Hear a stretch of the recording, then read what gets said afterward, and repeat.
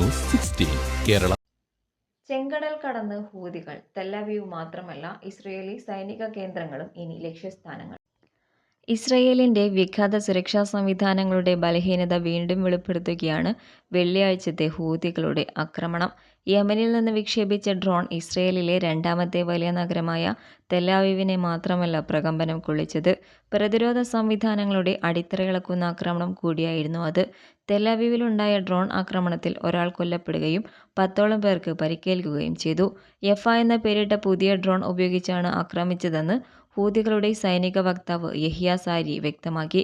പുരാതന ഫലസ്തീൻ നഗരത്തിന്റെ പേരാണ് ഡ്രോണിനും നൽകിയിരിക്കുന്നത്. നിലവിൽ ഈ പ്രദേശം തെല്ലവീവിന്റെ ഭാഗമാണ്. ശത്രുവിന്റെ റഡാറടക്കമുള്ള പ്രതിരോധ സംവിധാനങ്ങളെ ഭേദിക്കാൻ തങ്ങളുടെ പുതിയ ഡ്രോണിന് കഴിവുണ്ടെന്ന് യഹിയ സാരി പറയുന്നു. ഇത്തരത്തിലുള്ള ആയുധങ്ങൾ ഹൂതികളുടെ കൈവശം നിരവധിയുണ്ടെന്നാണ് റിപ്പോർട്ട്. നേരത്തെ ചെങ്കടലിൽ ഇസ്രയേൽ ബന്ധമുള്ള കപ്പലുകളെ ആക്രമിച്ച് വലിയ തലവേദനയാണ് ഹൂതികൾ സൃഷ്ടിച്ചിരുന്നത്. ഇതുകൂടാതെ എയ്ലാത്ത് തുറമുഖ നഗരവും നിരവധി തവണ ആക്രമിച്ചു. പുതിയ ആക്രമണത്തോടെ തെല്ലവീവും ഇനി തങ്ങളുടെ 1-ാം നമ്പർ ലക്ഷ്യസ്ഥാനമാണെന്ന് ഉറപ്പിക്കുകയാണ് ഹൂതികൾ. എവിടെയൊക്കെ ആക്രമിക്കണം എന്നതിന്റെ വ്യക്തമായ രൂപരേഖ തങ്ങളുടെ കൈവശമുണ്ടെന്ന് ഹൂതികൾ പറയുന്നു. ഇതിൽ പലതും ഇസ്രയേലിന്റെ അതിസുരക്ഷാ പ്രാധാന്യമുള്ള സൈനിക താവളങ്ങളാണ്. ഗസയിലെ വംശഹത്യയ്ക്കും കൂട്ടക്കൊലകൾക്കും മറുപടിയായി ഇനിയും ആക്രമണങ്ങളുണ്ടാകുമെന്നും യഹിയ സാരി മുന്നറിയിപ്പ് നൽകുന്നുണ്ട്. ഗസയുടെ വീരോചിത ചെറുത്തുനിൽപ്പിനുള്ള പിന്തുണയും അദ്ദേഹം ആവർത്തിച്ച് പ്രഖ്യാപിച്ചു. ഡ്രോൺ ആക്രമണത്തിന് പിന്നാലെ വലിയ വിമർശനങ്ങളാണ് ഇസ്രയേൽ നേതൃത്വത്തിനെതിരെ ഉയരുന്നത്. രാജ്യത്തിന്റെ സുരക്ഷാ സംവിധാനങ്ങളുടെ ഫലപ്രാപ്തിയെ ഇസ്രയേലി മാധ്യമങ്ങൾ തന്നെ ചോദ്യം ചെയ്യുന്നു. രാജ്യാതിർത്തിയിലാണ് ഇത്തരത്തിലുള്ള ആക്രമണങ്ങൾ നേരത്തെയുണ്ടായിരുന്നത്. ഇപ്പോൾ അത് തെൽ അവീവിലും എത്തിയിരിക്കുന്നു. ഹൂതികൾ വിക്ഷേപിച്ച ഡ്രോൺ കടലിന്റെ ദിശയിൽ നിന്നാണ് തെല്ലവീവിലെത്തിയത്.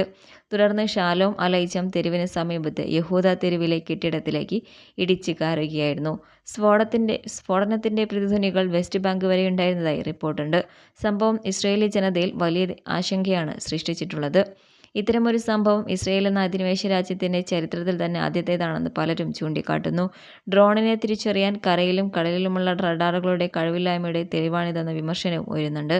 തെല്ലവീവിലെ US കോൺസുലേറ്റിന് സമീപമാണ് ആക്രമണമുണ്ടായത്.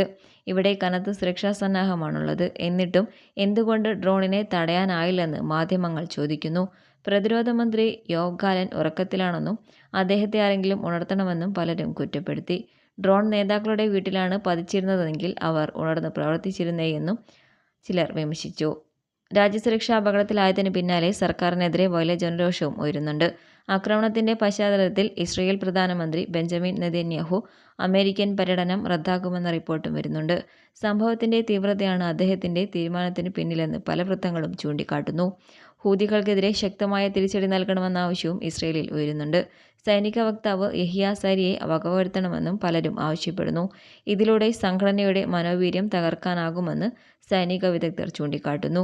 ഇതുവരെ കണ്ടിട്ടില്ലാത്ത സ്ഫോടനമാണ് തെൽ അവീവ് സാക്ഷ്യം വഹിച്ചതെന്ന് ഇസ്രയേലി ചാനൽ 12 റിപ്പോർട്ട് ചെയ്തു.